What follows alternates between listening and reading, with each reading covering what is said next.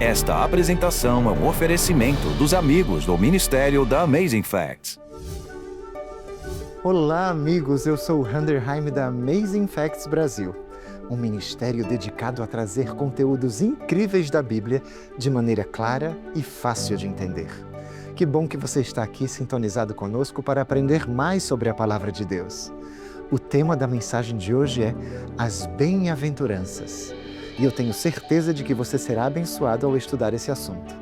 E para que se aprofunde ainda mais nesse tema, queremos lhe presentear com esta revista, Um Amor que Transforma. Para adquirir esse material gratuito, você só tem que acessar o link amor.tvaf.com.br, escanear o QR Code que aparece na sua tela ou enviar-nos uma mensagem de texto para o nosso WhatsApp 839-8159-5567. Que Deus o abençoe ao extrair da Bíblia fatos incríveis. Amazing Facts, com Doug Batchelor. Eu li há alguns anos, na revista Psychology Today, sobre uma pesquisa na qual perguntaram a 52 mil americanos o que te faria feliz. E a maioria das respostas, basicamente, disseram que a felicidade dependeria das circunstâncias e não de questões do coração. Eu serei feliz quando completar meus estudos. Aí sim. Já outros disseram que só seriam felizes ao conseguirem um emprego. Depois da escola vem o emprego, mas após o emprego só seriam felizes se casassem. Já os casados só seriam felizes se tivessem um emprego que pagasse melhor. Bom, isso fui eu que acrescentei. Mas alguns disseram, se eu tiver filhos, aí serei feliz. Mas é interessante que alguns responderam que só seriam felizes quando seus filhos saíssem de casa. E alguns disseram, quando eu me aposentar, aí serei feliz. Bem, a essa altura já não há mais planos. A Bíblia ensina que a verdadeira felicidade cristã não depende das circunstâncias.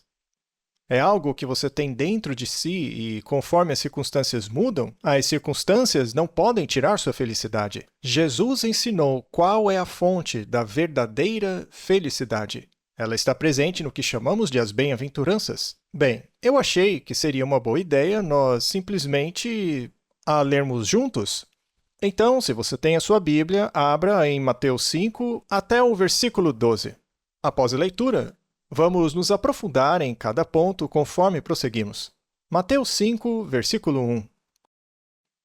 Vendo Jesus as multidões, subiu ao monte, e como se assentasse, aproximaram-se os seus discípulos, e ele passou a ensiná-los, dizendo: Bem-aventurados os humildes de espírito, porque deles é o reino dos céus. Bem-aventurados os que choram, porque serão consolados. Bem-aventurados os mansos, porque herdarão a terra. Bem-aventurados os que têm fome e sede de justiça, porque serão fartos. Bem-aventurados os misericordiosos, porque alcançarão misericórdia. Bem-aventurados os limpos de coração, porque verão a Deus. Bem-aventurados os pacificadores, porque serão chamados filhos de Deus. Bem-aventurados os perseguidos por causa da justiça, porque deles é o reino dos céus. Bem-aventurados sois quando, por minha causa, vos injuriarem e vos perseguirem, e, mentindo, disserem todo mal contra vós. Regozijai-vos e exultai, porque é grande o vosso galardão nos céus, pois assim perseguiram aos profetas que viveram antes de vós.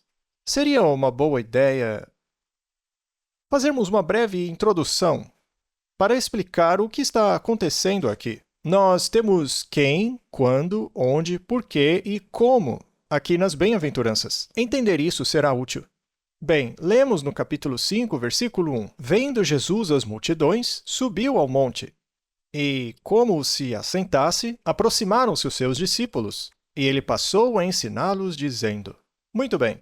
É uma boa ideia verificar primeiro de quem vieram as bem-aventuranças. É bom saber algo sobre a trajetória de quem está falando. Tais ensinamentos vieram do maior professor de todos, daquele que tem a maior autoridade. ou seja, o Criador, porque todas as coisas foram feitas por Ele. Ele tem o manual do proprietário. Ele sabe do que precisamos para sermos felizes. Quem melhor para entender o que precisamos do que o Criador? E também é o Redentor. As bem-aventuranças falam sobre salvação. Aquele que morreu pelos nossos pecados compreende melhor o que é necessário para sermos salvos. Portanto, ele está qualificado para falar sobre isso. E, no fim das contas, ele também é o juiz. Quem vai separar o joio do trigo, os bodes das ovelhas. Sendo assim, ele sabe qual é o caminho para a bênção. E ele nos ensina aqui, neste sermão. Mas quando? Quando Jesus ensinou essa mensagem, ele tinha 30 anos de idade. Ele já havia começado seu ministério. Foi batizado. João Batista apontou a ele e disse: "Este é o Cordeiro de Deus." Alguns discípulos começaram então a segui-lo. E após 40 dias sozinho no deserto, voltou cheio do Espírito Santo. Passou a realizar milagres, como o homem que desceram pelo telhado. Além das curas, também ensinou muitas coisas. E devido aos milagres e aos ensinamentos, as multidões se reuniam ao redor dele. Ele ainda estava no início de seu ministério. João ainda pregava no Jordão. Porém, Jesus agora estava atuando na região do Mar da Galileia, também chamada de Genezaré.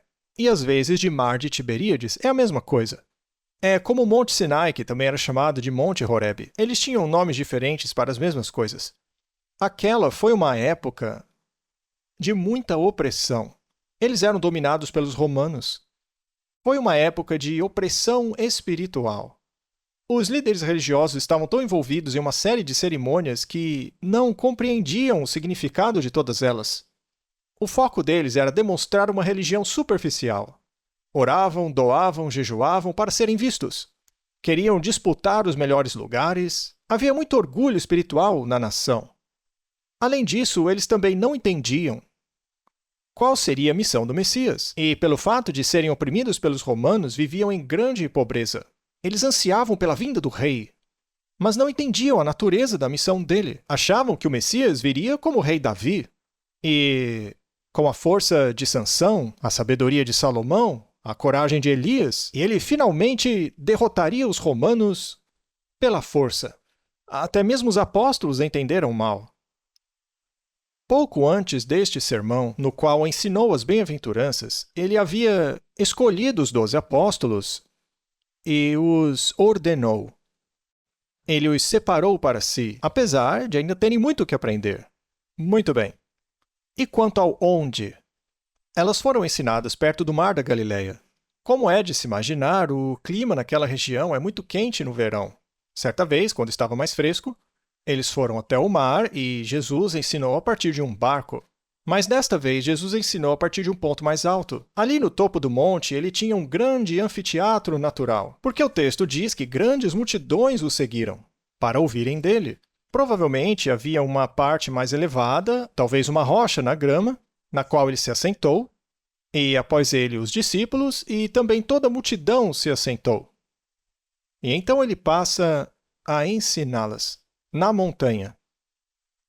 Como? Aqui diz que ele se assentou. Ele não ensinava de pé como fazemos hoje. Daqui a alguns anos eu passaria a pregar sentado, mas eu ainda consigo pregar de pé. Ele se assentou, sua postura era solene. Ele estava se preparando para transmitir seus ensinamentos. É como Salomão em seu trono, quando ele proferia uma sentença. Então, quando Cristo se assentou, houve uma certa expectativa. Veja, ele está se preparando para nos apresentar o seu reino. Porque logo após o seu batismo, ele começou a dizer que o reino estava próximo. O que deixou todos empolgados? Ele vai nos dar armas. Quando Jesus multiplicou os pães, eles disseram: "Veja que legal, ele pode alimentar o exército." Quase o fizeram rei à força, porque não entenderam a natureza do seu reino. Jesus se assentou. Bem, é interessante notar que ele começou com uma bênção, e o tema de hoje são bênçãos. E vocês sabem o que é uma bênção? Em grego, vem da palavra makarios, e significa extremamente afortunado, bem de vida, feliz. Sim, Deus quer que você seja feliz. Ao contrário do que muitos de nós pensam, Deus quer que você seja feliz. Mas você não deve buscar a felicidade como um objetivo. Você deve buscar a Deus e a santidade. E ao encontrar Deus e a santidade, você encontrará a verdadeira felicidade. Se você inverter essa equação, jamais encontrará a felicidade. Ela não virá através da carreira, ou da escola, filhos, casamento ou aposentadoria. Ela só vem junto de Deus. Jesus disse: se você perder a vida, aí a encontra. Se você entregar tudo a Cristo e tomar a sua cruz, aí encontrará felicidade e alegria. E tudo isso se confirma ao analisarmos as bem-aventuranças. Bem, quantos aqui memorizaram os 10 mandamentos? Eu acho que eu memorizei. Talvez eu me atrapalhe numa palavra ou outra, mas creio que memorizei. E quanto às bem-aventuranças? A gente costuma memorizar a lei, não faça isso. Mas e quanto às bênçãos? Pare para pensar, as bem-aventuranças não são apenas uma mistura de palavrinhas bonitas. Elas são dadas em sequência, são degraus, cada um levando ao outro. Então, há uma ordem muito específica. Veja, por exemplo, por que é que alguns choram? Por reconhecerem que são pobres de espírito? Então, é uma progressão. E, finalmente, quando você tem um coração puro, quando você já é um pacificador e testemunha do Senhor, você passa a ser perseguido. Viu como funciona? É uma progressão, então é bom saber que elas são em etapas. Está gostando da mensagem? Aproveite esse breve intervalo para se aprofundar ainda mais nesse tema e solicite o seu brinde gratuito, a revista Um Amor que Transforma. Você só tem que acessar o link amor.tvaf.com.br, escanear o QR Code que aparece na sua tela ou enviar-nos uma mensagem de texto para o nosso WhatsApp 839-8159-5567.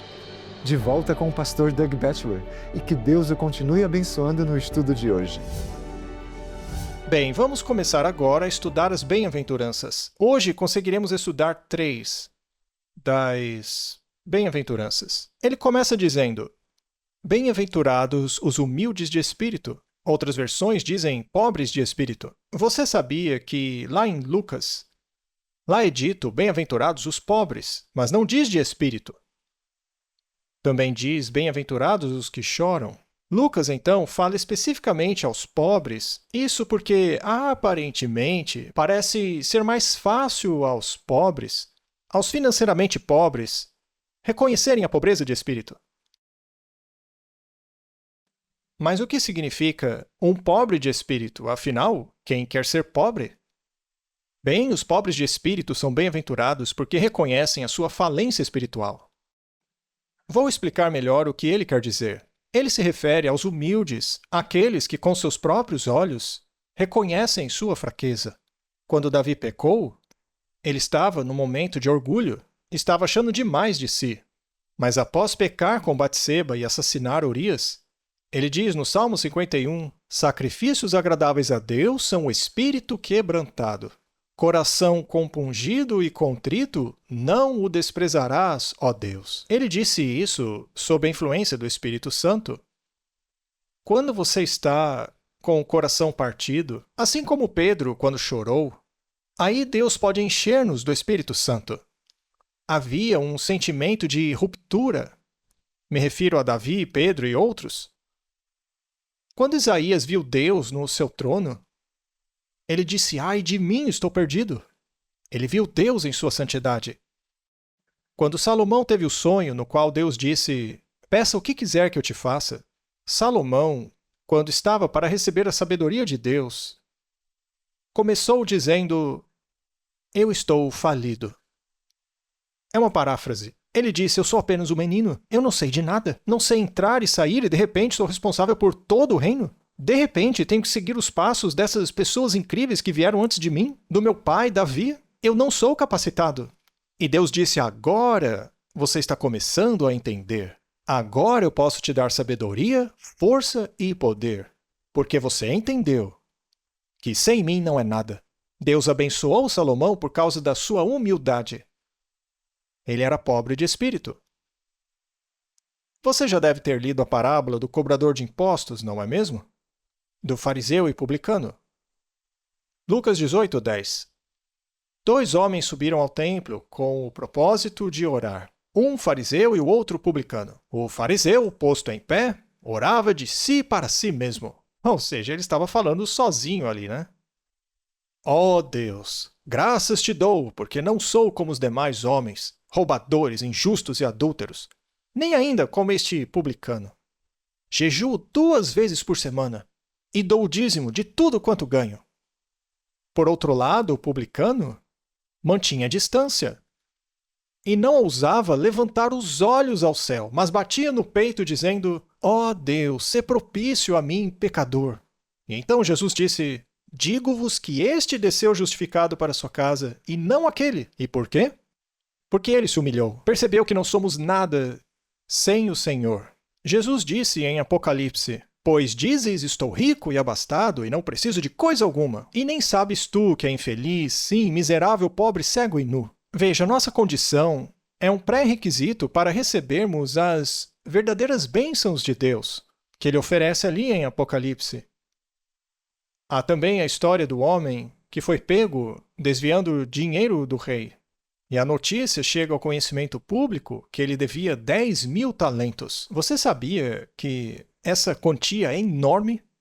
Veja, 10.000 talentos equivale, hoje em dia, a mais ou menos todo o orçamento anual do país de Israel por um ano.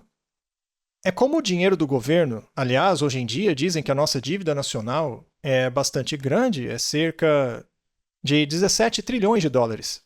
Alguém por aí sabe se é isso mesmo? 22 trilhões? 22 trilhões de dólares. É um número tão grande que tanto faz se é 17 ou 22 trilhões. Não é mesmo? É tão grande que tanto faz se é 15, 20, nem faz diferença. É muito dinheiro. E, aliás, é esse tipo de valor que Jesus estava se referindo. Porque talento é um peso, então ouro ou prata não importa, é muita coisa. E aquele homem, com essa dívida gigante, vai diante do rei e diz: tenha misericórdia de mim. E o rei disse: tá bom. Quando o homem reconheceu que não tinha como pagar, que o rei teve misericórdia. Da mesma forma, não há nada que possamos fazer para pagar os nossos pecados. Somos pobres. É mais do que isso. Somos falidos. Somos arruinados. Totalmente zerados. Não há nada que possamos fazer. E é quando percebemos isso que Deus tem misericórdia. É como o filho pródigo quando voltou para casa. Ele voltou sem nada. Havia desperdiçado tudo. É assim que vamos a Jesus. Marcos 12:43. Em verdade vos digo que esta viúva pobre depositou no gasofilácio mais do que o fizeram todos os ofertantes, porque todos lhe ofertaram do que lhe sobrava, ela, porém, da sua pobreza deu tudo quanto possuía, todo o seu sustento. Quando nos convertemos a Cristo, nós temos que entender que, na verdade, não temos nada. Mas qual é a recompensa? Porque um dia o reino do céu será deles? É isso mesmo? É o que está escrito? Não, está escrito é. Isso não é presente. Quando Jesus começou a pregar e João Batista disse: arrependam-se, porque o reino de Deus um dia chegará? Não, o reino de Deus chegou. Sabe, isto é o mais importante que tenho a dizer hoje. Não sei para você, mas para mim é. Porque se isto for verdade, não importa quem você seja. Se você reconhecer que sem Cristo não é nada, não tem nada, se reconhece isso, a promessa de Deus a você é que hoje você possui o reino de Deus. Muito bem, segunda bem-aventurança. Bem-aventurados os que choram, porque serão consolados. Sabe, ontem eu fiquei com o coração partido. Eu estava dirigindo, na verdade faz 2 dias, eu estava dirigindo ladeira abaixo. Não, foi ontem, mas na verdade tanto faz. Foi ontem mesmo. Eu estava dirigindo, comendo um burrito. Tô dando muito detalhe, né? Enfim, eu estava na rodovia e, de repente, na minha frente eu vi um puff no meio da rodovia. Não é um bom sinal. Foi um acidente. Quando um carro bate no outro, você vê uma fumaça. É o vapor do radiador explodindo. Às vezes tem até fumaça junto. Então, os carros começaram a diminuir a velocidade, a polícia ainda não havia chegado. Eu estava na pista da direita.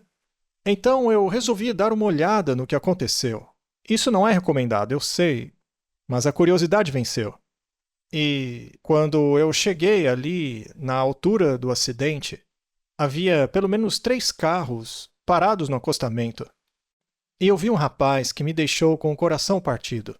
Ele era um rapaz jovem. Ele havia batido na traseira do carro à frente dele. Ninguém tinha se ferido, mas a frente do carro estava destruída. Subia vapor do radiador, e ele estava deitado sobre o carro, com as 2 mãos sobre a cabeça, totalmente aos prantos. Com aquela sensação de, não, é a última coisa de que precisava. Ele estava tão deprimido que me deu vontade de chorar ali. Ele não estava pronto para aquilo. Eu apenas orei por ele. Senhor, o ajude. Um dia ele vai ver que isso vai passar. Mas você já teve essa sensação de angústia?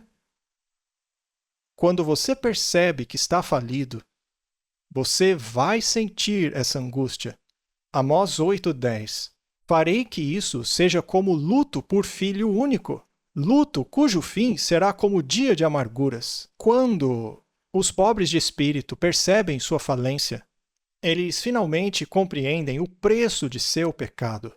Não ficamos de luto quando alguém morre?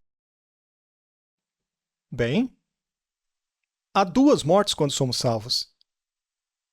A morte de Jesus, quando vemos que ele morreu por nós, e então a nossa morte, quando tomamos nossa cruz e o seguimos, somos crucificados com ele. Porém, Jesus abençoa esse luto.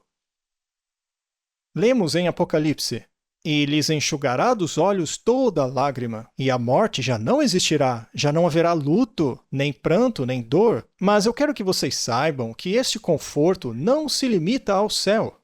Quando você lamenta, mesmo nessa vida, Deus te consola, e você acaba tendo paz. E, finalmente, temos os mansos. Bem-aventurados os mansos, porque herdarão a terra. Acho que Jesus está citando o Salmo 37, especificamente o verso 11. Mas os mansos herdarão a terra e se deleitarão na abundância de paz. É sobre isso que falamos hoje. Como alcançar essa alegria e paz? Os orgulhosos nunca têm paz. Elas nunca têm o suficiente. Nunca têm poder suficiente, atenção suficiente, segurança. Estão sempre inquietas. Mas quando você percebe que é pobre, e lamenta e é consolado, você se torna manso, a ponto de não se importar mais em ser insultado ou ofendido. Jesus disse em Mateus 11:29, Tomai sobre vós o meu jugo e aprendei de mim, porque sou manso e humilde de coração. Jesus quer nos tornar humildes e mansos assim como Ele é. E nessa humildade e mansidão encontraremos descanso. A mansidão traz paz. Grande parte da nossa insatisfação se deve ao nosso orgulho. Ficamos chateados porque nos ofenderam ou disseram sobre nós. Na verdade, é uma forma de egoísmo. Os orgulhosos são os que mais se parecem com o diabo. Foi por causa do orgulho que Satanás caiu. Jesus, no entanto, foi aquele que aceitou esvaziar-se de si mesmo. Ele é Deus que tornou-se humano. E não apenas um humano, mas um humano humilde e manso. Ele nasceu num estábulo. Ele assumiu a posição mais inferior para que Deus o exaltasse. Nós, no entanto, estamos sempre lutando por reconhecimento. Há pouco tempo eu li um livro de João Calvino, no qual ele diz que dentro de cada um de nós há um rei que precisa ser subjugado. Todos queremos ser rei. Só pensamos em nós. É o reino do eu. E eu concordo, meu maior problema sou eu mesmo. João Calvino, ao morrer, deu instruções rigorosas para que fosse enterrado num cemitério comum e sem lápide. Ele queria que fosse enterrado em uma cova sem identificação. E até hoje ninguém sabe onde está o seu túmulo. Ele não queria que ninguém fizesse um santuário sobre ele. Ele entendeu o perigo disso. A Bíblia nos diz que esta é a chave para a felicidade. Ela está em saber que tudo vem do Senhor, que Ele nos oferece a paz. Grande paz tem aqueles que amam sua lei. Nada pode os ofender. Vocês gostariam de ter essa paz, meus amigos? Temos que reconhecer nossa pobreza de espírito. Depois, temos que lamentar pelo fato de Cristo precisar ter morrido por isso. E, finalmente, tomar nossa cruz e segui-lo. Mas seguir a Cristo em mansidão. Amigos, chegamos ao final de mais um Amazing Facts com Doug Batchelor. Que bênção é estudar a Palavra de Deus, não é verdade? Obrigado pela sua audiência e não se esqueça de solicitar o seu brinde gratuito, a revista O Amor que Transforma. Você só tem que acessar o link amor.tvaf.com.br, escanear o QR Code que aparece na sua tela ou enviar-nos uma mensagem de texto para o nosso WhatsApp 839-8159-5567. Até o próximo programa e lembre-se, a mensagem de Deus é a nossa missão. Em 1966, Joe Cruz apresentou a primeira transmissão do Amazing Facts, um programa de rádio único, criado para atrair o interesse de pessoas seculares e conduzi-las para a verdade bíblica. Hoje, 60 anos depois, o Amazing Facts se tornou um ministério multimídia dedicado a expandir a família de Deus em todo o mundo. Em setembro de 2025, antigos e novos funcionários da família Amazing Facts, assim como parceiros e apoiadores, se reuniram para celebrar o que Deus fez ao longo das últimas 6 décadas. O fim de semana foi repleto de reencontros alegres e orações de agradecimento, canções de louvor e lembranças de tudo o que Deus fez. Durante um inspirado fim de semana cheio de espiritualidade, os participantes também adoraram juntos ao Senhor no World Center, a sede internacional do ministério, e presenciaram uma poderosa pregação bíblica do pastor Doug Batchelor sobre o propósito, poder e paz da profecia. Ex-evangelistas e evangelistas atuais do Amazing Facts, como Gary Gibbs, Steve Wahlberg e Lowell Hargreaves, se uniram ao pastor John Ross para relembrarem histórias emocionantes de missões evangelísticas de todo o mundo e o quanto o ministério evoluiu desde os seus primórdios. Ao longo do processo, funcionários e ex-alunos da FCO revelaram como Deus está usando os graduados ao longo de 25 anos de treinamento bíblico para pregar as 3 mensagens angélicas em todos os cantos do mundo. Os participantes também fizeram um tour à sede do Amazing Facts, visitando os estúdios de gravação e o armazém de distribuição de materiais. Desde a fundação do ministério em 1965, milhares de pessoas já foram batizadas após encontrarem Cristo por meio dos diversos esforços de evangelização do Amazing Facts. E por esta razão, no sábado, 2 almas se uniram à família remanescente de Deus através do batismo. O fim de semana terminou com a estreia do novo documentário do Amazing Facts, Armagedon e os eventos finais da profecia bíblica, que serve como um poderoso lembrete de que estamos no limiar do tempo profético e de que nossa dedicação à evangelização não deve vacilar. Obrigado por fazer parte da família Amazing Facts. Juntos continuaremos a proclamar o Evangelho eterno até o dia em que Jesus vier em glória. As árvores são lindas, e não é incrível que tudo o que é preciso para fazer uma árvore se encontra dentro de uma pequenina semente? E sabe o que é mais incrível? Dentro deste pequeno código QR tem tudo o que você precisa para crescer espiritualmente. Trata-se da árvore de links da Amazing Facts Brasil.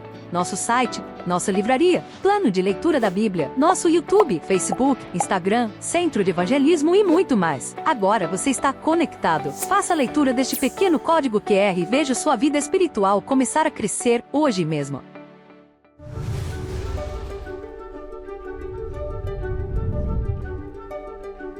Não se esqueça de solicitar seu brinde gratuito de hoje. Vai ser uma bênção na sua vida. E obrigado pelo seu apoio de sempre, nos ajudando a levar o Evangelho de Jesus Cristo ao mundo. Esperamos que você esteja conosco na próxima semana, ao nos aprofundarmos na Palavra de Deus, explorando mais fatos incríveis.